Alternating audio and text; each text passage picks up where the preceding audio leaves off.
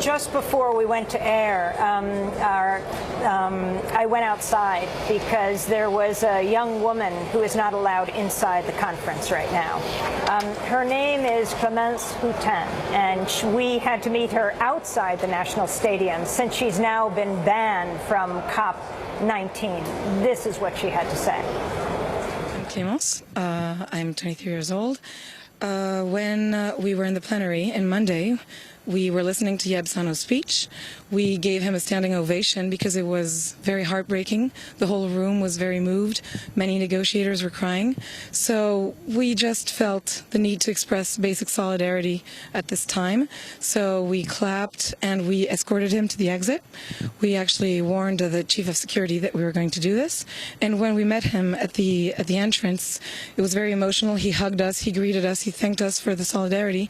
And we decided to get our banners out that we were preparing for the action, a sanctioned action taking place the next day. And the banner was reading 2012, 1,000 dead, 2013, 10,000 plus dead, how many more? Just that, and the names of the places that had been hit by the typhoon, and the security just ripped the banners from our hands. They escorted us to the exit immediately, and we were debadged within 10 minutes. So, are you allowed back into the summit? No, we've heard the next day the chief of security had told us that we could come back in. However, we were notified that Christiana Figueres had made the personal decision to ban us from the UN climate talks. We heard that we had been banned for 5 years. We heard about a lifetime ban as well. Yesterday, thankfully, she sent us a letter to tell us that we could come back in next year, but we are still banned this week for having expressed solidarity. How do you feel about this? I feel very depressed. I'm 23 years old. I'm fighting for climate justice. And I see corporate logos absolutely everywhere here in the COP. The ArcelorMittal logo is stamped across the plenary hall. And that is? ArcelorMittal is a huge steel and mining company that is one of the dirtiest corporations in the world. They have their logos stamped on the plenary hall. They are most welcome, and a young person fighting for the climate is not. And I just don't understand what the Secretariat's message is here, because for me, the UNFCCC is a democratic space. I don't understand why civil society isn't welcome here and corporations are, and I think it's a very wrong message to be sending right now. What does this mean? Where do you head now? Right now, I'm staying here in Warsaw. I'm helping young people organize outside of the talks so that we can make our voices heard even though we're not inside. And maybe I'll be back next year. I'm not sure. Why does climate matter to you? For me, climate is the biggest issue, the biggest challenge that humanity has ever faced. And we're at a tipping point, the crossroads. The time is now. We cannot delay this any further. People have been negotiating my whole life, and I feel like they need to stop speaking, stop talking, stop negotiating, and just act. We need to reduce emissions now. We need to leave fossil fuels in the ground now. And I'm feeling quite frustrated at the moment because that's not the message that we've been getting this year. You're standing in front of a welcome sign. Yeah. That's quite ironic, isn't it?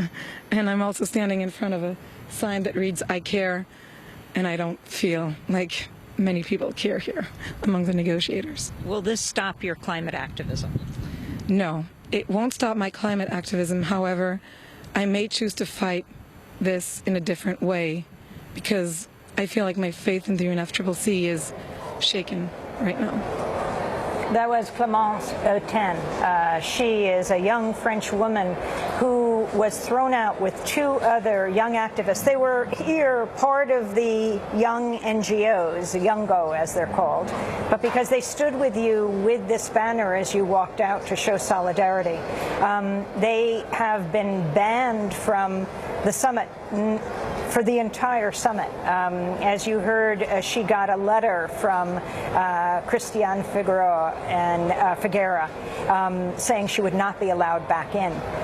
It reminds me of 2 years ago after Anjali Appadurai, a young American student from College of the Atlantic, gave an address where the head of the General Assembly said thank you at the end of the summit. I wish you'd given this speech at the beginning. She was banned the next year in Doha for the first week of that summit. Do you think that Clémence and the other two young activists should be allowed in? I have made representations to the Secretariat for them to be allowed in. Obviously, they were here to express solidarity to the people of the Philippines, and that is a very moving gesture on their behalf, on their part. I see no reason why they should have been banned. We have received official explanation that only sanctioned actions within the venue would be tolerated, and the act of solidarity where they escorted me and unfurled some small banners was interpreted as an unsanctioned act, and for me that is very sad, because these are young people attending their first COP, and that is truly shaking, I would imagine, for them. Have you had a chance to talk to Christiane Figueres, the head of the UNFCCC, since she personally has banned them? I sent correspondence to her office regarding this matter, and interceding for these three young people to be allowed back into the venue. And to that other point that Clémence has made about the level of corporate involvement and the corporate sponsorship, it has been growing over the years. Now you actually, in your delegates' bags, have the corporate logos emblazoned on them, and there's a climate, what they're calling a coal and climate summit taking place at the same time here in Warsaw.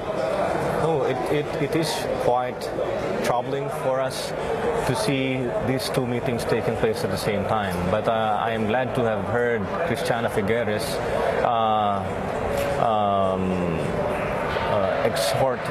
give an exhortation to the coal industry that they must transform their industry. And we share that sentiment that the coal industry and the fossil fuel industry must transform, because the single biggest culprit for climate change is the fossil fuel industry, and that is something that we should work together to transform. This is about, if you talk about the industry, this is about moving brown investments into green investments, and that cannot happen unless the industry is willing to do so. Two last quick questions.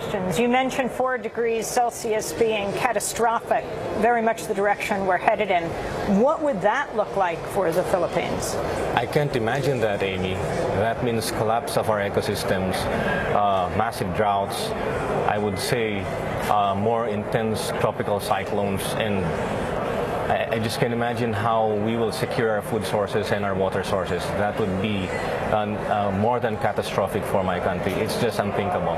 Clearly, the U.S. Pentagon sees climate change as an enormous threat, putting out a report saying this is the threat of this century, and the reason it's the Pentagon, the War Department, is seeing that wars could break out over issues, for example, of climate refugees having to leave countries because they've been devastated and trying to get into other countries. Do you have a final message for the world, Yebsania? It's always hard to encapsulate a single message to the world because this has become a complex issue. But I just reiterate my appeal to the whole world that this is something that we can turn around. And I appeal to our common humanity to pursue our common future, because this is not just about us, the current generation. It is about intergenerational responsibility. And I appeal to world leaders. We are not, and to quote perhaps an American native chief, we did not inherit this planet from our ancestors. We are merely borrowing it from future generations. And the role of direct action is you're taking now on this 9th day of your fast, as these young people took in the summit, even though you're an official climate negotiator representing your government, the need for direct action? The Filipino spirit has always had this heart for the young people, for the youth. Even our national hero, in his most famous writings, he has said that the youth is the hope of our fatherland, and I would say the youth is the hope of this process. The youth is the hope of this planet. I want to thank you very much for being with us. Nadarav Yebsanyo, Philippines Climate Commissioner, head of the Philippines Climate Delegation in the 9th day of a hunger fast here in Warsaw, Poland, where the COP19 is taking place. That's the Conference of Parties, the UN Framework on Climate Change Conference. Next year, COP20 will be in Lima, Peru, and then the binding agreements will take place the next year in Paris.